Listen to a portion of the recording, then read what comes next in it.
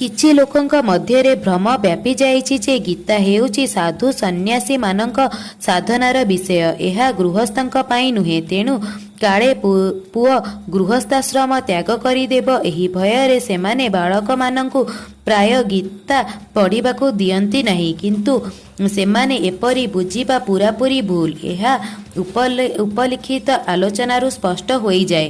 ମୋହ ହେତୁ ନିଜର କ୍ଷାତ୍ର ଧର୍ମରୁ ବିମୁଖ ହୋଇ ଅର୍ଜୁନ ଭିକ୍ଷା ଅନ୍ନରେ ଜୀବନ ନିର୍ବାହ କରିବା ପାଇଁ ଉଦ୍ୟତ ହେଉଥିବା ବେଳେ ଯେଉଁ ପରମ ରହସ୍ୟମୟ ଗୀତା ଉପଦେଶ ଶୁଣି ଆଜୀବନ ଗୃହସ୍ଥାଶ୍ରମରେ ରହି ନିଜର କର୍ତ୍ତବ୍ୟ ପାଳନ କରିଥିଲେ, ସେହି ଗୀତାଶାସ୍ତ୍ରର ବିପରୀତ ପରିଣାମ କିପରି ହୋଇପାରେ?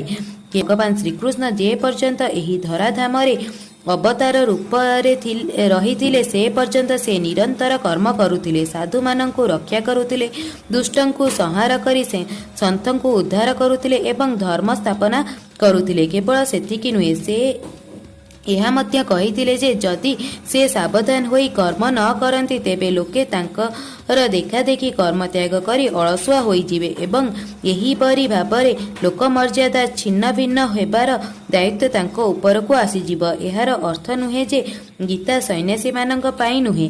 ଗୀତା ସମସ୍ତ ବର୍ଣ୍ଣାଶ୍ରମ ବ୍ୟକ୍ତିମାନଙ୍କ ପାଇଁ। ସମସ୍ତେ ନିଜ ନିଜର ବର୍ଣ୍ଣାଶ୍ରମ କର୍ମ କରି ସାଂଖ୍ୟ ଓ ଯୋଗ ଦୁଇଟି ମଧ୍ୟରୁ ଯେକୌଣସି ଗୋଟିକୁ ନିଷ୍ଠାର ସହିତ ଅଧିକାର ଅନୁସାରେ ସାଧନା କରିବେ।